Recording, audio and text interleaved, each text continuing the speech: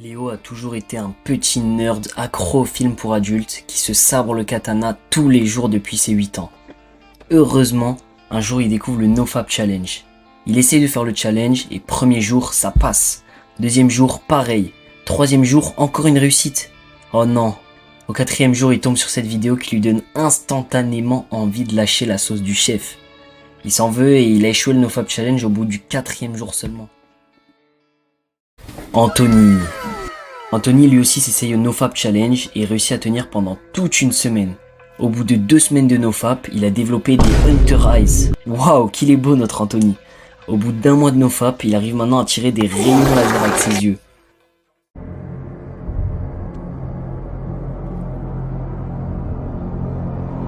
Au bout de 3 mois de NoFap, attendez, c'est Batman.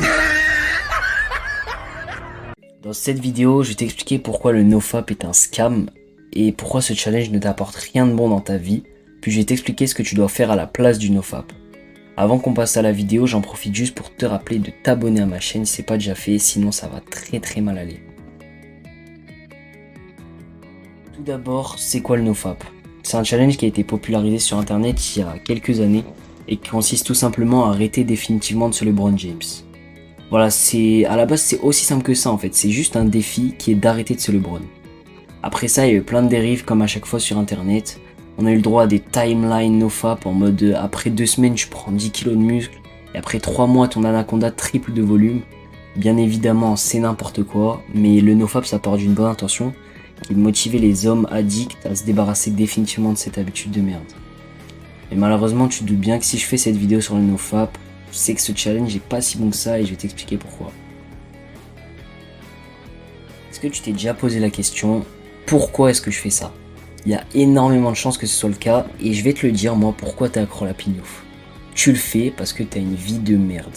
Ouais, la seule raison qui fait que tu peux pas t'empêcher de te sabrer le katana sur des vidéos de mecs qui tranchent des meufs que t'auras jamais, c'est parce que ta vie elle est claquée.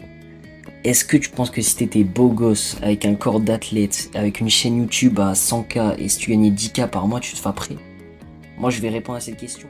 Tu te fapperais pas si t'avais cette vie-là. Gros, regarde-toi actuellement. Si tu regardes cette vidéo, c'est que toi-même t'es accro à cette merde. Et si tu peux pas t'empêcher de te faire kiffer avec ta main droite, c'est parce que t'es un peu nul comme mec. Il y a beaucoup de chances que t'aies un corps un peu dégueulasse, que t'aies pas des super relations avec tes amis et que tu sois pas bien entouré.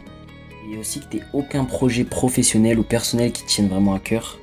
Mais pas de soucis, on est tous passés par là. Moi-même qui fais cette vidéo, il y a quelques mois, j'étais dans la même situation que toi. Et tu peux totalement supprimer ton addiction en très peu de temps. Par contre, ce sera pas en faisant du NoFap Challenge. Au contraire, le NoFap, il te retient prisonnier de la pignouf. Tu sais ce que c'est le plus gros problème du NoFap? C'est que c'est un challenge qui consiste à ne pas faire quelque chose. On aurait pu l'appeler le Nothing Challenge, un challenge qui consiste à rester assis dans son canapé à rien faire et ça aurait été la même chose.